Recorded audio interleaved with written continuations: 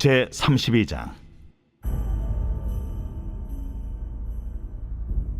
백성이 모세가 산에서 내려옴이 더딤을 보고 모여 백성이 아론에게 이르러 말하되, 일어나라. 우리를 위하여 우리를 인도할 신을 만들라.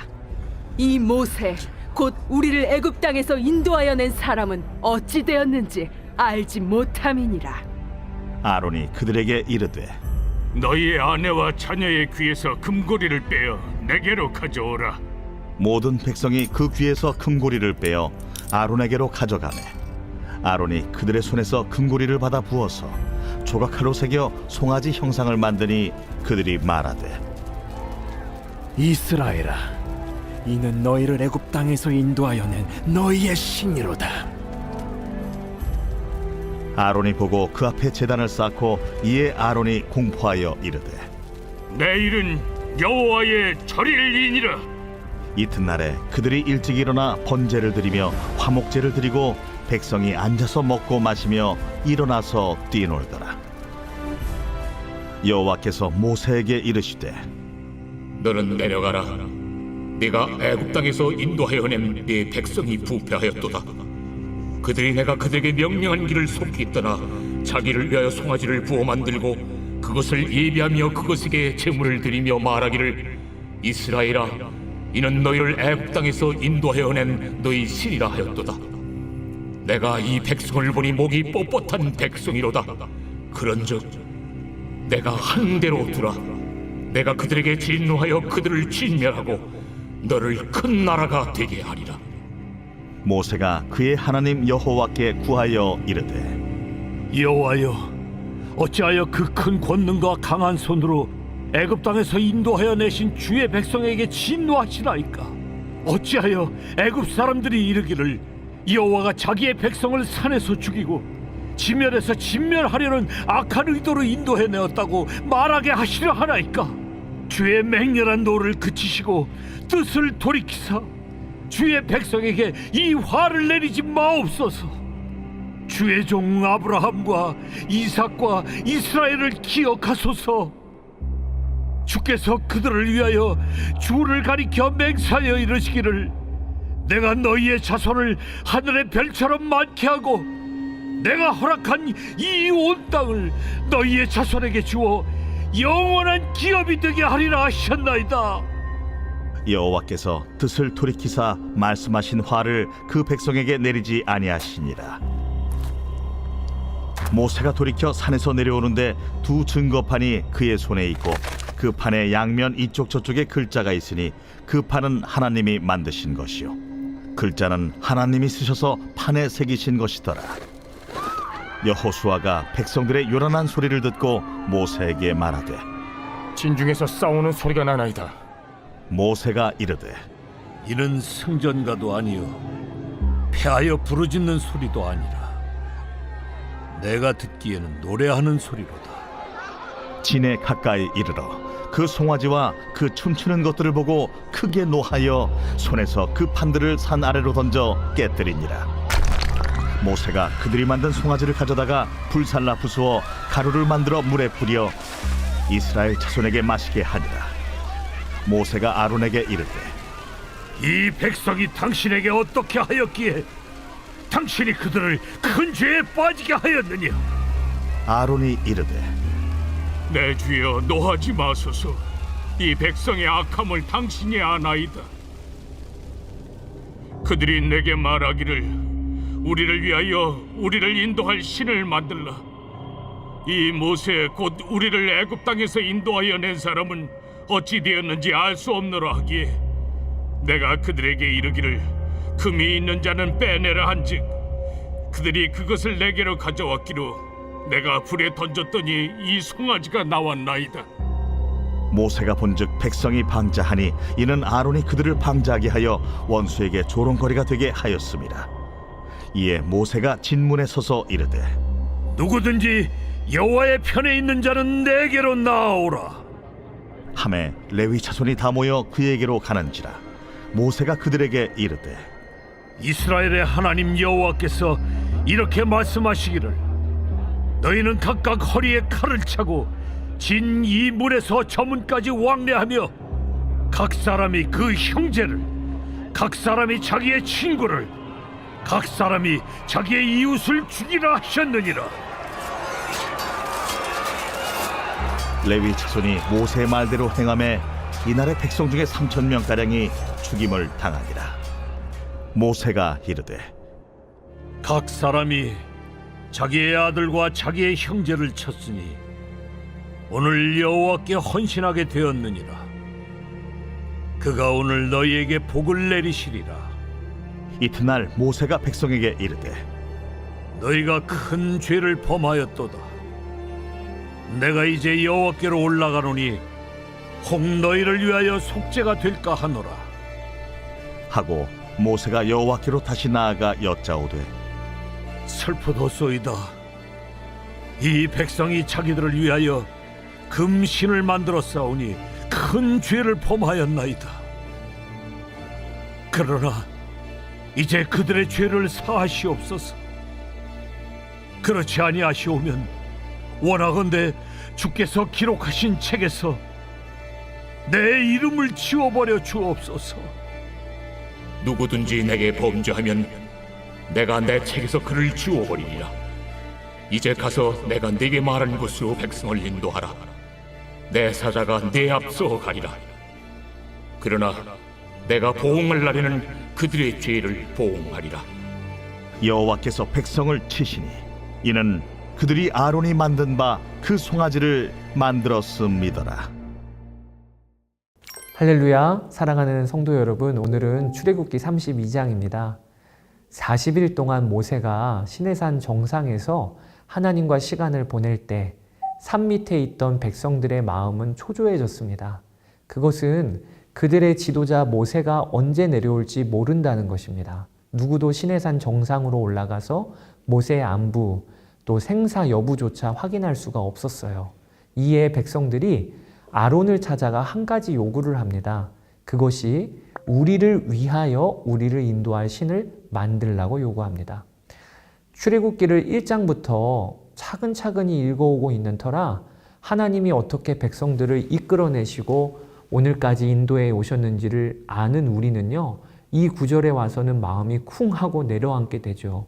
어쩜 이럴 수가 있을까?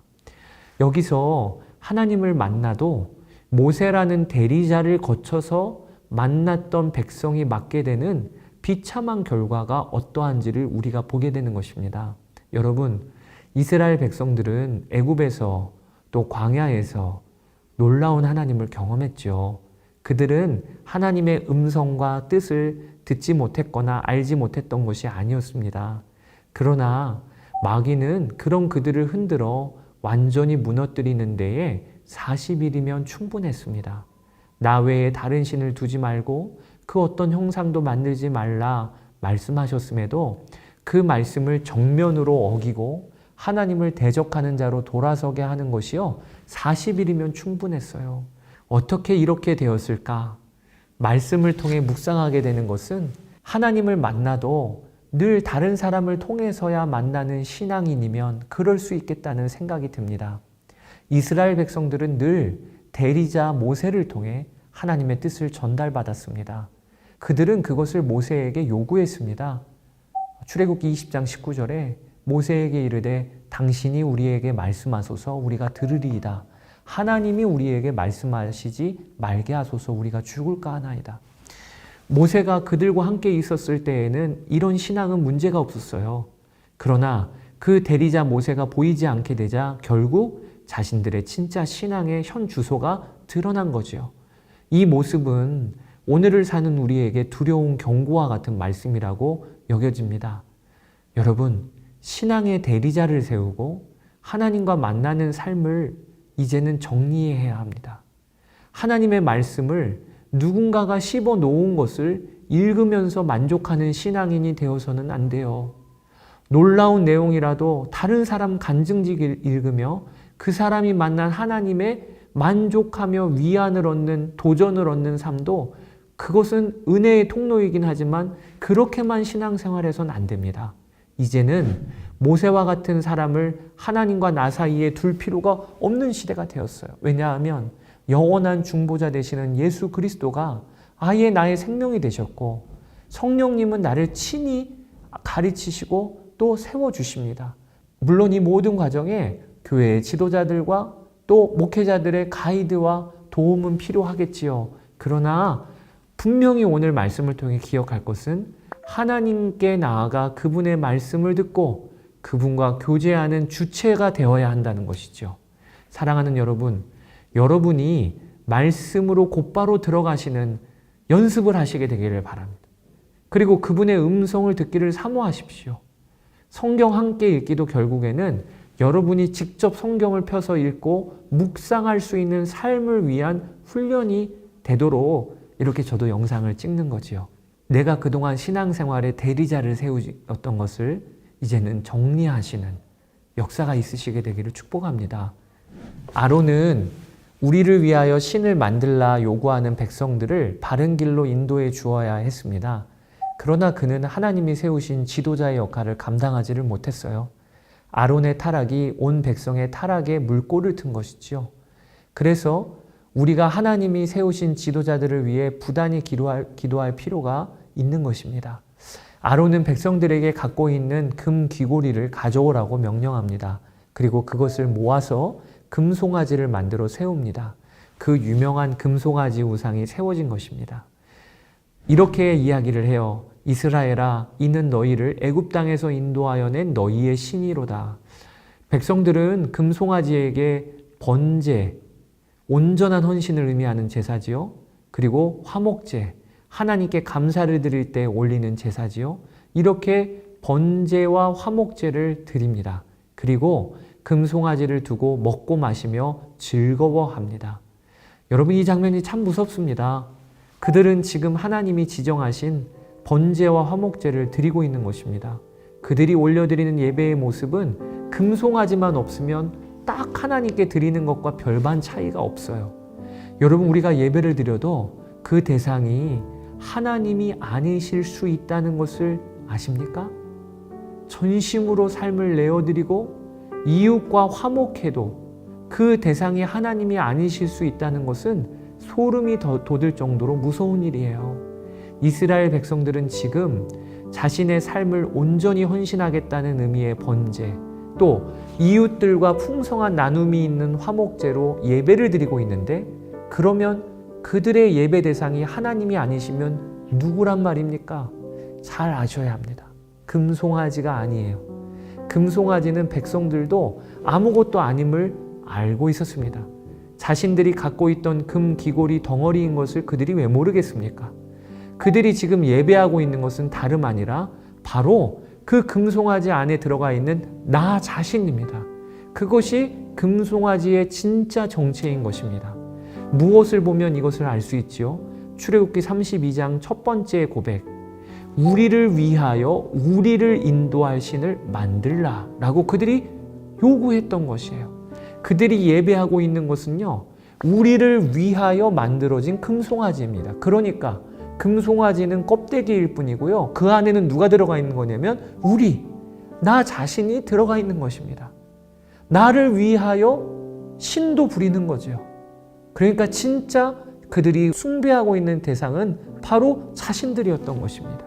여러분, 인류 역사에 하나님을 대적하는 가장 강력한 우상이 있는데 그것은 바로 자기 자신입니다. 자기 자신을 예배하는 일. 나에게 기쁨이 되게 해봐. 나를 좀 상황을 풀게 해줘봐. 이렇게 자신을 예배하는 것은요, 강력한 예배예요. 오늘 말씀을 통해 우리가 우리 삶에 있는 우상들을 제거하고 정리하는 역사가 있기를 원합니다. 그런데 그때 알아야 할 것이 있습니다. 가장 큰 우상은 바로 나 자신이라는 것입니다. 내 삶의 왕은 하나님이 아니고 바로 나야 라고 하는 이 우상, 내 인생은 내 것이야 라고 하는 이 우상이 드러나고 하나님께 다루심을 받는 은혜가 있으시게 되기를 축복합니다.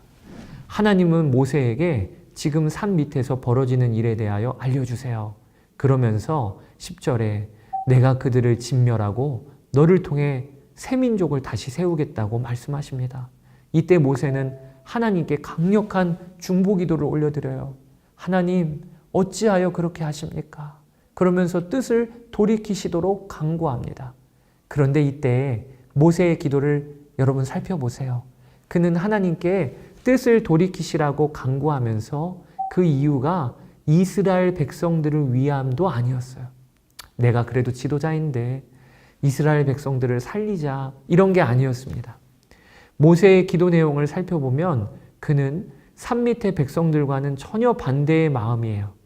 우리를 위하여, 이것이 백성들의 신앙의 모토였다면 모세는 하나님을 위하여가 신앙의 핵심이었습니다. 그는 하나님을 위하여 기도를 드리기를, 하나님, 당신의 영광이 가려질 것이 두렵습니다. 세상 나라들이 그렇게 애굽에서 빼낼 땐 언제고 결국 광야에서 다 죽이는구나. 아유, 여호와 하나님은 참 변덕스러운 신이야. 책임감 없는 신이야. 이렇게 당신의 이름이 모욕당할 것이 두렵습니다. 이것이 모세의 기도의 내용이었습니다. 그러니까 오늘 본문 출애굽기 32장은 백성들과 모세의 모습이 극명히 대립되고 있는 것입니다. 한쪽은 우리를 위하여, 한쪽은 하나님을 위하여. 신앙생활이란 우리를 위하여를 요구하고 쫓는 삶에서 돌이켜 하나님을 위하여로 나아가는 것이 신앙생활인 것입니다. 예배에 있어서도 우리를 위하여가 하나님을 위하여로 중심이 바뀌지 않는 한 나는 진정한 예배를 드린 적도 없는 것입니다. 하나님은 모세의 중보기도를 들으시고 뜻을 돌이키십니다. 그런데 여러분, 여기서 오해를 하시면 안 됩니다. 하나님은 모세의 기도가 너무 기특하셔서 극적으로 뜻을 돌이키신 것이 아닙니다. 오늘 본문은 모세가 참 대단한 사람이고 한 민족 전체를 살린 위인이다, 이것을 말씀하시려고 하는 의도가 있는 게 아니에요.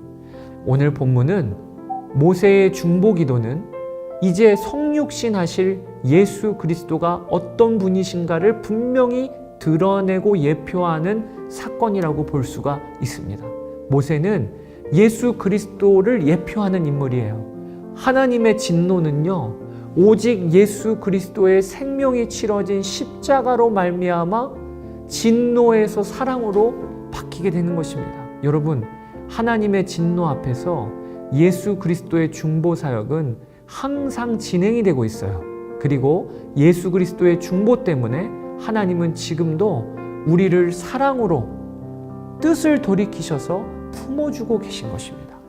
모세는 하나님이 친히 새기신 두 돌판을 들고 산에서 내려옵니다. 그리고 백성들의 방자한 모습을 보고 분노하여 그 돌판을 집어던집니다. 이것은 모세의 혈기라기보다는 하나님의 거룩한 진노라고 이해하면 되겠습니다.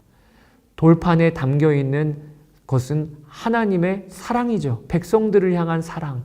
하나님과 백성들의 서약서 같은 것이었습니다. 그런데 백성들은 그 사랑을 받을 아무런 준비가 안 되어 있었던 것이죠. 그러니 돌판이 깨어질 수밖에 없죠. 모세는 백성들이 예배하는 금송아지를 가져다가 가루로 만들어 버립니다. 그리고는 그 가루를 물에 뿌려서 백성들이 다 마시게 합니다. 또 여호와의 편에 설 사람들을 모집하는데 이때 레위인들이 그에게 나아오죠.